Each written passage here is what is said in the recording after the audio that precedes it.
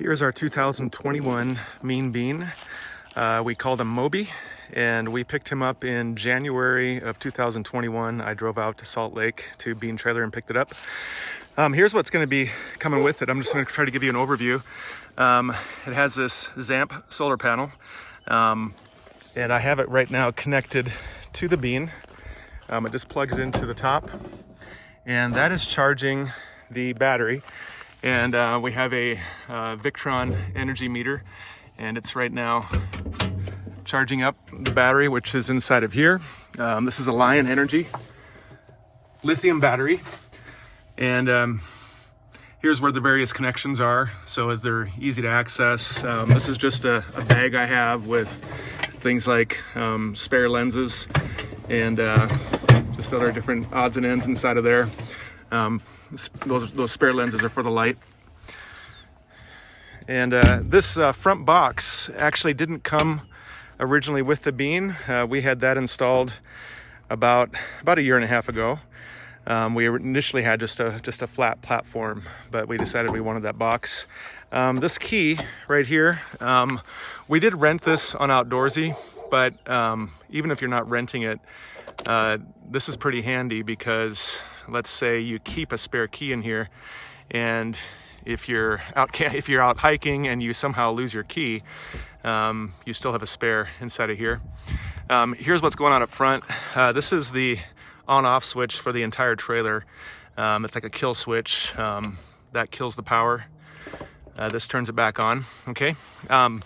This propane tank right here is for the furnace inside. All right, and these can be just easily taken off and refilled at there's certain gas stations and even like what do you call it, U-Haul will sometimes have a propane refill, and you can just bring that to them and they can refill it.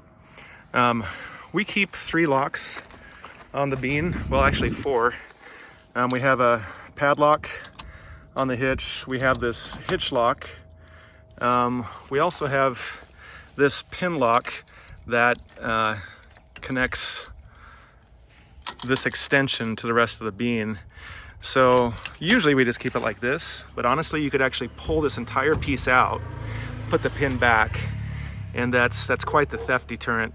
In addition to these 3 locks here, we also have a wheel lock that we put in place, and all of that I just consider to be visual deterrent for any theft, for any thieves, that they would just go on to the next trailer when they see how much is going on with yours, how many locks you have on yours. This is a 2-inch ball. This is a 7-pin connection, and I like that it just kind of slips right in there to the hitch, and so it's never on the ground when you're storing it. This right here is the emergency brake cable. This gets attached to your vehicle along with these chains. These chains are just safety chains, but this right here is attached to the emergency brake, which I'm not wrong here, I believe it's in here. There it is. So that's the emergency brake controller, and that always carries a little bit of charge, so that if you were ever to disconnect from your trailer while in transit, something happens, which shouldn't happen if everything is connected, but God forbid something happens, this would pull and your trailer would come to a stop on the highway. This of course is the I can't think of the word right now when I'm making a video, but anyway, this is the, this is how you lower and raise the trailer, and it's got 3 different pins that you can raise and lower this foot for the jack. That's the word I'm looking for, the jack. And here's just another spot for another propane tank if you wanted to store one, but it also serves as a great little ladder to step up onto the box, and then you can access the top of the Bean. Here's the other side of that storage box, and there's the case for the Zamp solar panel, and there's just lots of room in here for all kinds of gear. We've got the crank right there to level out for the leveling jacks, and we've got a tire there that you can put in place of the foot so you can roll around the Bean in a parking lot. A lot of people wonder what these are.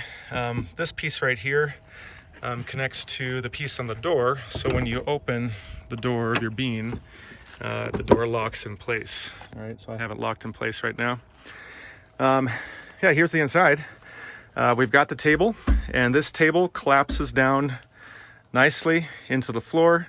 These are the pieces for the bunk, and the bunk just goes in these slots here. There's 2 slots on this side. There's 2 slots on that side. You can't see the other slot. It's behind the it's behind this bed. And yeah, so these go in place to provide a place for a bunk, and the bunk is a good spot for either a pet or a young child. And this is a tri-fold mattress, so this folds out into a queen size mattress. It fits queen size sheets. A couple other things I wanted to show you in here. When I got the bean, I hardwired in a GPS unit, GPS tracker. This is by Track4, and I made it so it can be changed out. And so we just have a little outlet here that you could disconnect this if you want to. The subscription to keep this going is about $9 a month, and it's better than the AirTag because you can, it uses satellite to track that, and it's a monthly subscription. I'm gonna leave that inside the bean. Of course, I just have this is usually in place, and so you can't even see this tracker. It's hidden underneath this panel, and I just have that panel slid out of the way right now. This bean has a MaxxFan, so I'll just turn it on auto, and then I'll turn it off. So while it doesn't have an air conditioner, this does have a, you can set a temperature, and the fan will try to regulate the temperature, and the wind just closed the door. All right, and so you have 3 different sets of lights. You have the overhead lights right here controlled by this, and you can dim these lights, but also each side has an independent light as well. And each side has these nice little storage places, great for keys, great for a phone to slip in there. It's got charging ports above each bed, and there's also charge ports underneath where this mattress is, and I'll show you that in a little bit. Here's the bus style windows, like an old school bus style windows with shades. Yeah, exterior lights. I chose to use the amber. It's nicer when we're camping, but you can also swap that out for the clear lens covers. Here's another tank just like the one in front, and this controls, or this provides propane to the stove. So we'll come around the back here and we'll open up the Galley. And this Camp Partner stove is easy enough to operate. I'm going to pull it out with one hand. I am going to try to do this with one hand. Did it. Then we just unlatch it in the front, and then we flip that open, and then we attach the propane canister to these 2. I can show you that hose. We keep all the hoses right in here for both the heater and the stove. Well, actually, I'll take that back. I have the heater hose already hooked up in the front, but this dual-headed hose attaches here to the front, and this attaches to the propane tank. We've got a few dishes and pots and pans and such that we're going to go ahead and keep in here. It's got a French press and a couple of pots.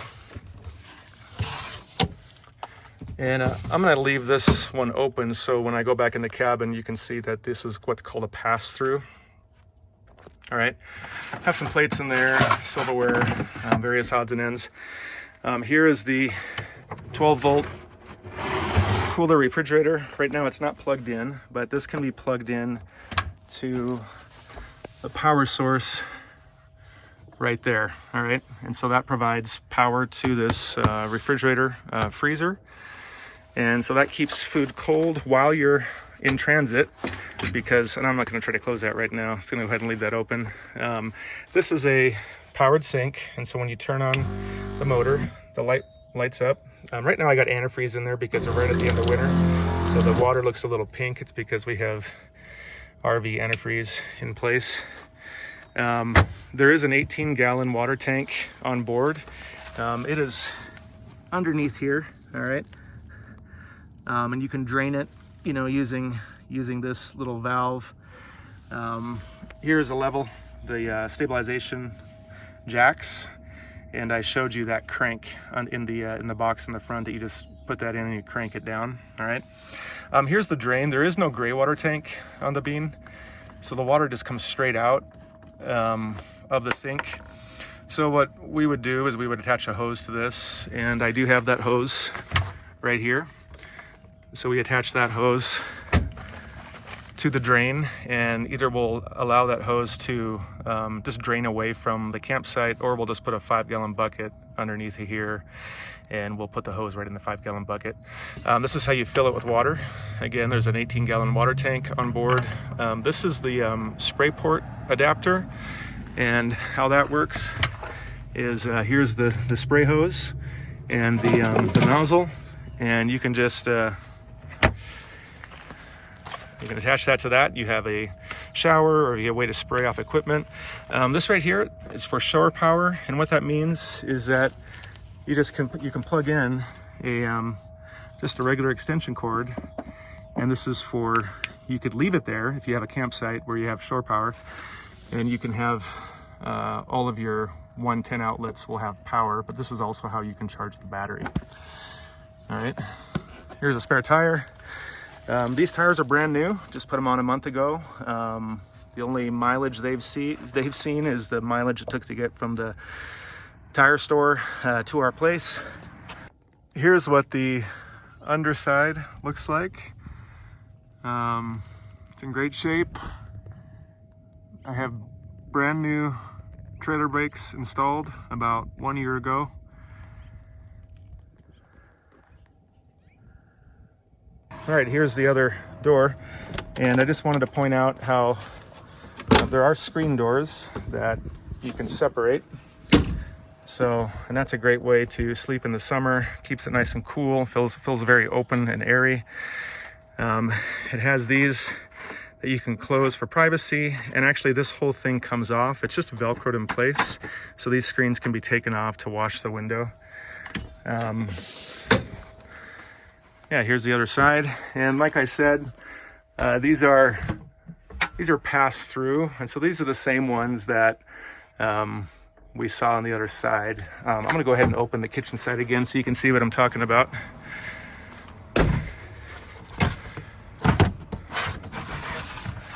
All right, so you can see into the cabin there. So these storage places can be either for clothing, or they can be for food items. You can just, it's however you want it to be. All right, just show you a bit more on the inside. There is a little bit of what I would call road rash, just some scrapes and such from being on the road, some abrasion marks. So there's these in this area on the passenger side. All right. It doesn't go through to the gel coat, so not that serious. I think it could be potentially buffed out. And there is some also, there's one just longer scrape here on the driver's side where a branch reached out and touched the trailer. All right. And that's the only ones that I'm aware of. There's just some small scratches here, again, from just going through mountain roads and through brush and such. It is an overland trailer after all. And same door handles on this side as on the other side. So it just locks in place. That's what the top looks like.